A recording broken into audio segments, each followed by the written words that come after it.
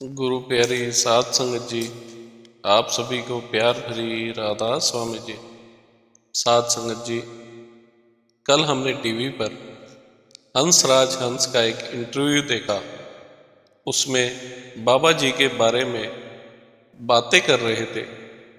शायद आप लोगों ने भी उस इंटरव्यू को देखा होगा। इंटरव्यू में उनसे जो पूछा जा रहा था वह हम आपके साथ साझा कर रहे हैं। बाबा जी की फोटो को देखकर उन्होंने हंसराज हंस जी से पूछा कि सामने यह ब्यास के डेरा मुखी की फोटो लगी हुई है, क्या आप उनको मानते हैं? तो उन्होंने कहा, जी पहले तो नहीं मानते थे, लेकिन अब मानते हैं। उन्होंने प्रश्न पूछा, आप पहली बार उनसे ब्यास में मिले थे? तो हंसराज जी ने बताया कि जब बाबा जी का सिकंदरपुर में प्रोग्राम था तो मैं वहाँ पर प्रोग्राम में गया था गीत गाने के लिए। लेकिन जब मैं बोलने लगा तो मेरे होंठ तो हिल रहे थे पर आवाज़ नहीं आ रही थी। मैंने बोलने की बहुत कोशिश की पर सब बेकार। माइक को भी हिलाकर देखा तो माइक तो चल रहा था पर किसी तक मेरी आवाज़ नहीं पहुंच रही थी। मैंने सोचा शायद मुझसे कोई गलती हो गई है, तो मैंने सामने बैठे गुरुजी से माफ़ी मांगी। तब उन्होंने इशारा किया तो फिर मैं बोलता ही रह गया। मैंने आधा घंटा वहाँ पर भजन वगैरह गाए और फिर उन्होंने मुझे अपने गले से लगा लिया। फिर बाबा जी आगे आगे और मैं उनके पीछे पीछे चल दिया। मैंने अपने आप को उनके हवाले कर दिया, यानी सरेंडर कर दिया। उनके बाद बाबा जी मुझे वहाँ पर डेरे में ही रख लिया। वह काफ़ी समय तक वहाँ पर डेरे में ही रहे और पार्टियों को शब्द सिखाने की सेवा करते रहे। कोरोना काल में उन्होंने यह भी कहा कि सभी धर्म के लोग यहाँ पर ठहरे हुए थे। उन्होंने कहा कि तुमने राम रहीम जिसको भी जपना है जपो, किसी को भी राधा स्वामी बुलाने की जरूरत नहीं है, अपना धर्म छोड़ने की भी जरूरत नहीं है, सबको यहाँ पर लंगर मिलेगा। वह ऐसे संत हैं जो सबको खिला सकते हैं। साध संगत जी, बाबा जी ने कोरोना काल में अपने सारे सत्संगरों को उन गरीब मजदूरों के लिए खोल दिया था। उनके रहने और खाने का प्रबंध भी खुद बाबा जी ने करवाया था और उनसे मिलने के लिए खुद भी सत्संग घरों में आए थे और उनको हौसला देते हुए कहा था कि बुरा वक्त है, जल्दी खत्म हो जाएगा। उसके बाद तो बाबा जी की संगत बहुत ज़्यादा बढ़ गई। साध संगत जी, आज हम आपको जो साखी सुनाने जा रहे हैं उसमें बाबा जी ने एक गरीब आदमी की कैसे मदद की वह बताया है। और सतगुरु जी हर जगह पर हाजिर नाजिर हैं। साखी को पूरा सुनने की कृपा करें जी। साखी अच्छी लगे तो चैनल को सब्सक्राइब करना ना भूलें जी। एक आदमी था, उसकी बेटी की शादी थी। उसके पास बेटी की शादी के लिए पैसे नहीं थे। उसके पास अपने पुरखों की थोड़ी सी जमीन थी। उसने सोचा इसे बेचकर मैं अपनी बेटी की शादी कर लूँगा। वह एक सिख किसान के पास गया और बोला, सरदार जी मुझे अपनी जमीन बेचनी है, आप मुझे 50,000 रुपये दे दीजिए और जमीन के कागज अपने पास रख लीजिए। जहाँ पर आप कहेंगे मैं वहाँ पर अपने हस्ताक्षर कर दूंगा। जो सिख था वह बाबा जी को मानने वाला था। वह रोज सत्संग घर जाता था, गुरु घर में जाकर सेवा भी करता था। जब उसने जमीन के कागज देखे तो वह देखकर हैरान रह गया कि इसकी जमीन की तो बहुत ज़्यादा कीमत है। वह सिख उस गरीब आदमी से धोखा नहीं करना चाहता था। उसको यह बात बिल्कुल भी नहीं जची। तो उसने बाबा जी का ध्यान किया और पूछा तो बाबा जी ने उसको अंतर में कहा कि इस जमीन की कीमत 5 लाख रुपए है। इसको केवल 50,000 रुपये बेटी की शादी करने के लिए चाहिए। तो उस सत्संगी सिख ने उसकी जमीन के कागज उसको वापस कर दिए और प्यार से बोला, भाई साहब, आपकी बेटी हमारी बेटी है, पूरे गांव की बेटी है। हम सारे गांव वाले मिलकर आपकी बेटी की शादी धूमधाम से करवाएंगे। यह हमें हमारे प्यारे बाबा जी का हुक्म है।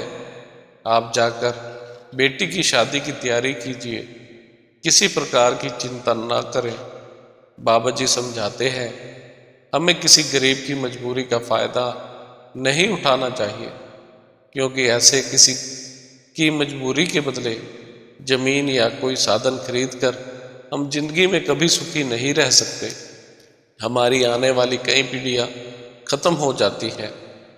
उस सिख ने कहा, मुझे बाबा जी ने हुक्म दिया है कि यह जमीन भी आपके पास रहेगी और आपकी बेटी की शादी भी धूमधाम से होगी। वह गरीब आदमी बोला, यह गुरु के प्यारे सिख की असली निशानी है।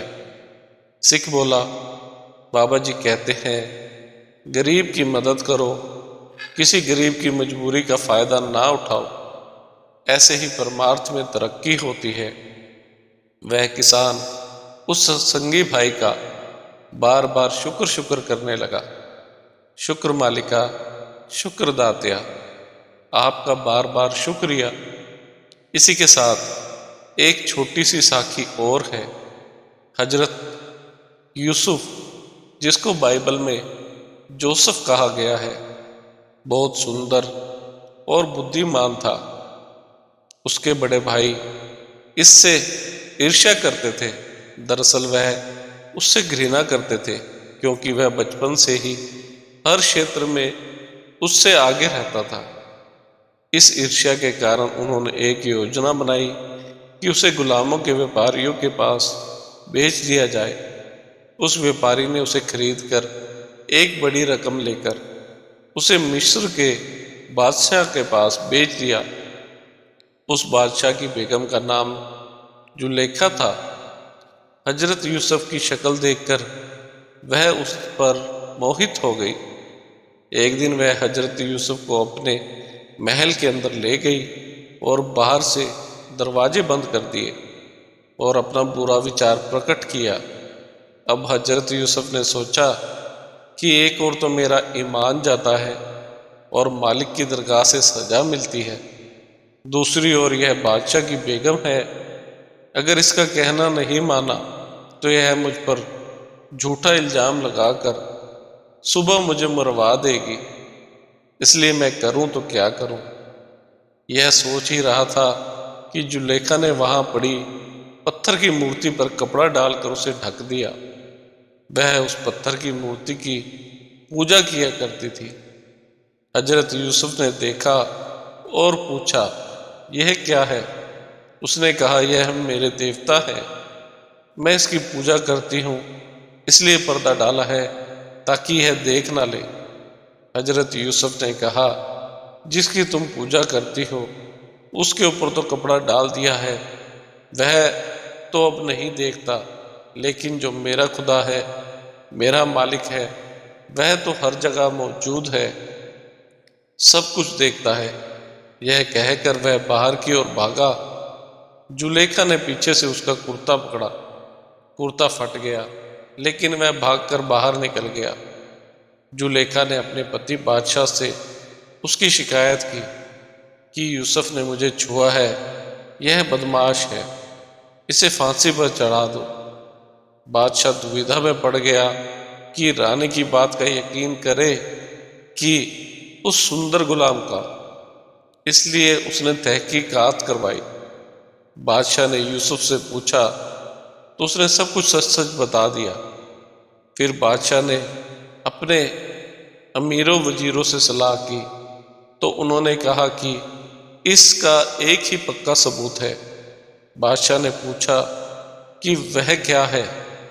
उन्होंने कहा कि अगर कुर्ता आगे से फटा है तो यूसुफ की गलती है, अगर कुर्ता पीछे से फटा है तो यूसुफ भागा है और जुलेखा ने कुर्ता पकड़ा है, तब वह फटा है। जब कुर्ता देखा तो पता चला कि उसका कुर्ता पीछे से फटा हुआ था। अब जुलेखा की शर्मनाक हरकत साबित हो गई और हजरत यूसुफ को छोड़ दिया गया। साथ संगत जी, अगर हमारे अंदर यह ख्याल पक्का हो कि वाकई खुदा हर जगह है, हाजिर नाजिर है, तो दुनिया में बहुत से बुरे कर्मों की कमी हो जाए।